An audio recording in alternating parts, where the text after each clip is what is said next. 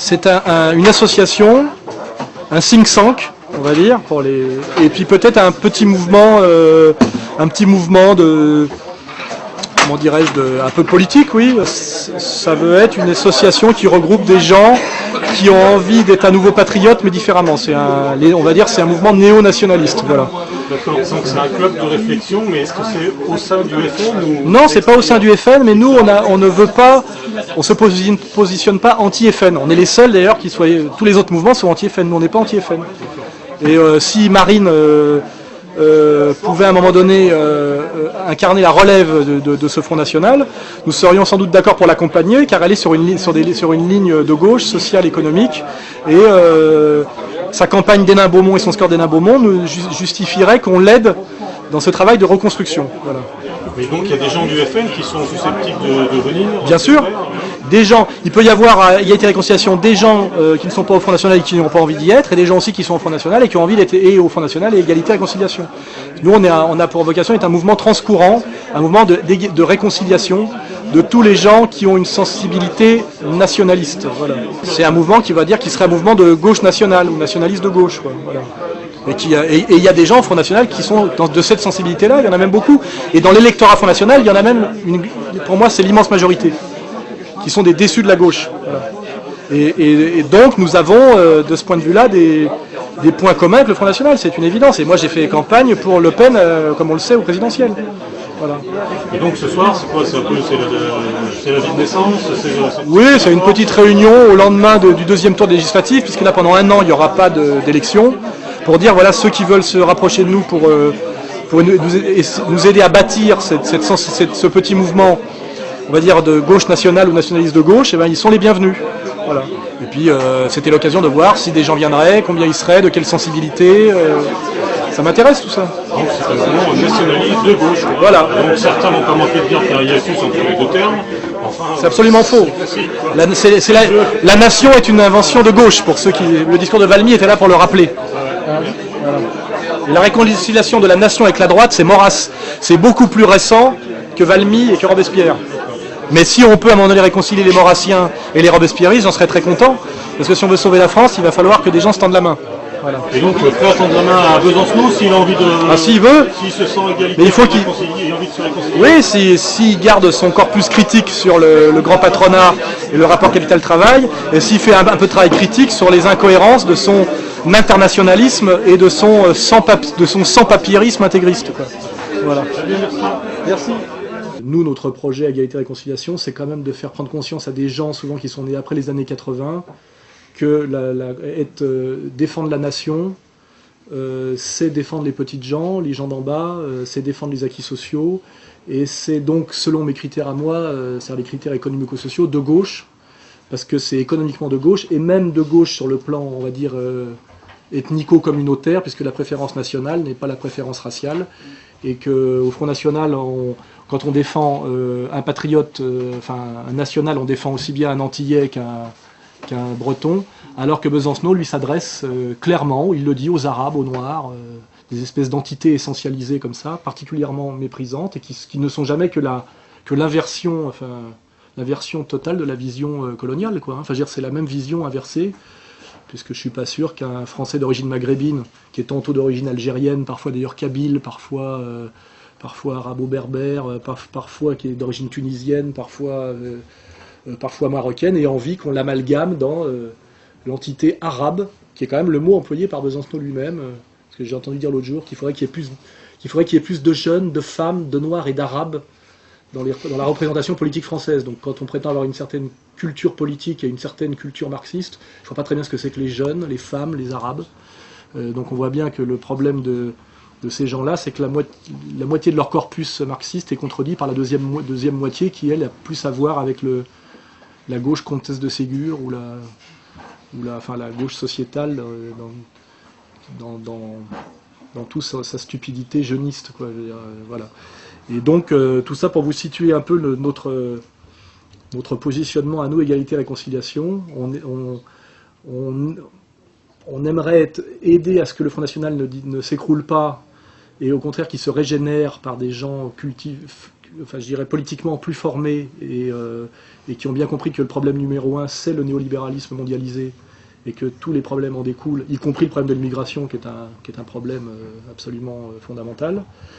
Et nous pensons, nous, que si cette rénovation n'est pas faite, le Front National redeviendra ce qu'il était avant que Jean-Marie Le Pen, avec le génie qu'on lui connaisse, en fasse un mouvement d'importance. C'est-à-dire l'extrême droite française classique, c'est effectivement entre 1 et 2%.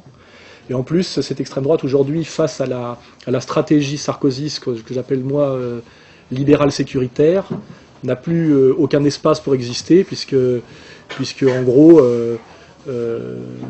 Sarkozy tient ce même discours ambigu, c'est-à-dire à la fois libéral et sécuritaire, libéral et anti-immigré, qui est un discours à mon avis complètement contradictoire et intenable.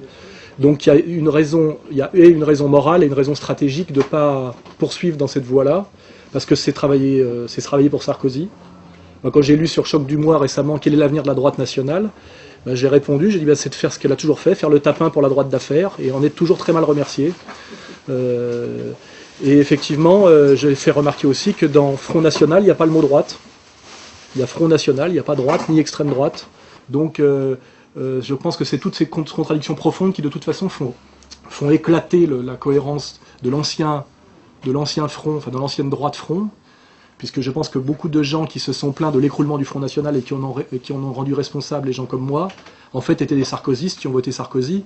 Donc l'explication pourquoi le Front est tombé à 10, parce que la droite nationale a voté Sarkozy, parce qu'il suffit qu'un bourgeois en cravate balance 3 vannes sur les Arabes pour que tous ces gens-là retournent voter Sarkozy. Et je trouve ça d'une extrême inconséquence. Et ça prouve bien que Sarkozy, quand il a dit « je les ai tous niqués », avait bien raison. Effectivement, c'est assez facile de niquer comment dirais-je, un bourgeois de droite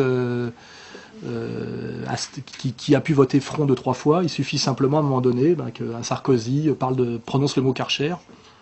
Et donc moi, je rebondis maintenant sur ce deuxième tour de Hénin-Beaumont pour dire qu'il est urgent qu'il y ait une reconstruction nationale sur des comment dirais-je, des thèses saines, sur une hiérarchie des faits et de causes assez saine, parce que moi, certains m'ont accusé d'être immigrationniste, je ne le suis absolument pas. Certains m'ont aussi accusé d'être anti-régionaliste, je ne le suis absolument pas. Je pense qu'il est important aussi de ne pas avoir une lutte anti-jacobine de retard aujourd'hui. J'ai encore eu un échange de mails aujourd'hui avec un régionaliste qui a tellement de haine envers l'État jacobin qui a persécuté les régions sous la Troisième République, qu'il ne se rend pas compte aujourd'hui que le jacobinisme, c'est l'Europe de Maastricht, et qu'en réalité, l'Europe de Maastricht tend la main au fédéralisme régional pour casser les dernières résistances dans une stratégie à la yougoslave, c'est-à-dire une stratégie de balkanisation. Et moi, je dis aux régionalistes, oui, pour une lutte anti-jacobine, mais où est le jacobinisme aujourd'hui? Il est à Bruxelles, il est plus, puisque 70% des décisions sont prises là-bas.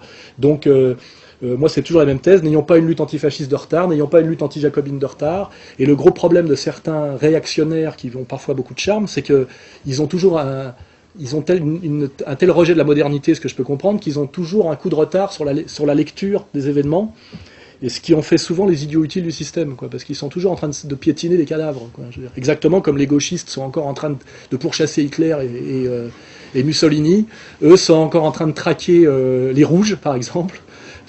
Moi, je suis vraiment pour la main tendue et comment dirais-je, l'union sacrée de tous ceux qui veulent résister au mondialisme et à ce qu'il représente. Et je crois que notre pire faiblesse, et c'est la grande tradition du camp national ou du mouvement national, c'est le fractionnisme et les luttes internes.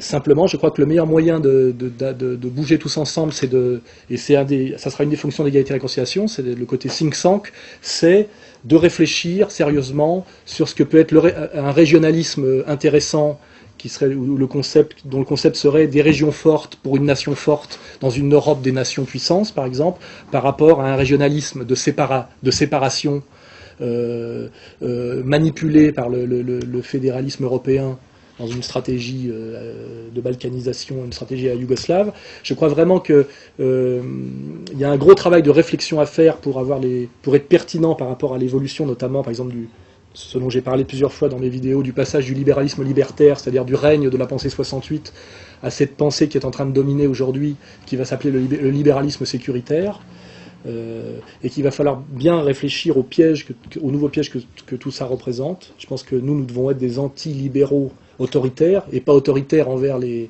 petites gens, mais autoritaires envers le libéralisme, car il n'y a que le politique et un politique qui reprend la possession de ses moyens, qui pourra lutter contre la déferlante néolibérale, qui a progressivement corrompu et digéré toutes les sphères de résistance, la sphère politique, la sphère éthique aussi.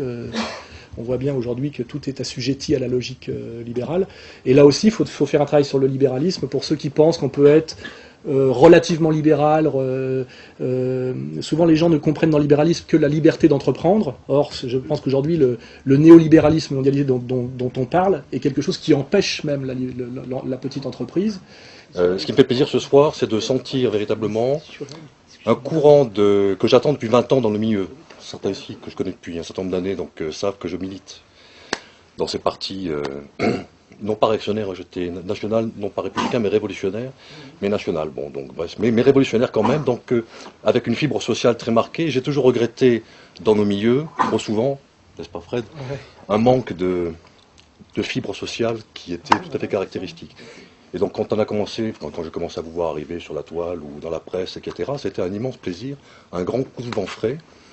Vous arrivez peut-être un petit peu tard, peut-être jamais trop tard, on ne sait jamais. En tout cas, donc je sens que votre arrivée, et ce que je vois ce soir me fait très plaisir de voir beaucoup de jeunes qui viennent de différents milieux apporter donc un nouvel esprit qui manquait totalement au front et pour lequel donc, vous allez peut-être arriver à ressusciter quelque chose qui en a bien besoin. Donc, voilà. Et d'ailleurs, pour pousser votre réflexion, c'est ce que je me suis rendu compte, c'est que je me suis rendu compte en m'approchant du front que souvent le problème, c'était que les gens de l'appareil ne ressemblaient pas à l'électorat.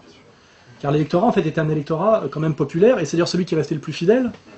Et à un moment donné, il n'est pas normal qu'un électorat ne ressemble pas à, comment dirais-je, la commission organique d'un appareil dirigeant ne ressemble pas à son électorat. À un moment donné, si on le paye d'une manière ou d'une autre. C'est pour ça que j'arrive trop tard, c'est pas forcément vrai. C'est qu'aujourd'hui, la nécessité qu'a le front de se repositionner clairement, parce qu'il était en danger de mort, ben, il y aura ceux qui vont faire l'épinet des droites, parce que c'est leur rêve, et ils le feront, enfin l'épinet des extrêmes droites, où ils seront non seulement groupusculaires, mais en plus sur des positions inconciliables, puisque des païens, des cathos, des machins, des bourgeois, etc., des actions françaises, tout ce que vous voulez. Bon, tout ça est intéressant d'ailleurs, j'ai rien contre, mais c'est plus, ça peut pas peser sur la politique. Et puis les autres comprendront que la voie, c'est une voie sociale, avec un primat de l'économique notamment, l'immigration n'est pas un problème racialiste ou raciste, c'est un problème du néolibéralisme. Quoi, je veux dire, c'est un problème et quand on l'a compris comme ça, on peut plus facilement lutter contre. Parce que la preuve, c'est que les petits bourgeois de la région PACA ont voté Sarkozy parce qu'ils détestent les Arabes. Et s'ils étaient mieux formés politiquement, ils verraient que Sarkozy ne fera rien pour eux. Quoi. Je veux dire, c'est une évidence. Donc, alors que dans le Nord, les gens qui ont, notamment là où Marine a réussi à faire un très beau score, moi je suis allé leur parler récemment à Lille et à Roubaix, ces gens-là qui sont non pas des petits bourgeois mais des prolos, et qui ont des vrais problèmes économiques violents dans la gueule, ont compris. Ils ne sont pas pro-immigration, mais ils ont compris plus par la praxis, la hiérarchisation des effets et des causes.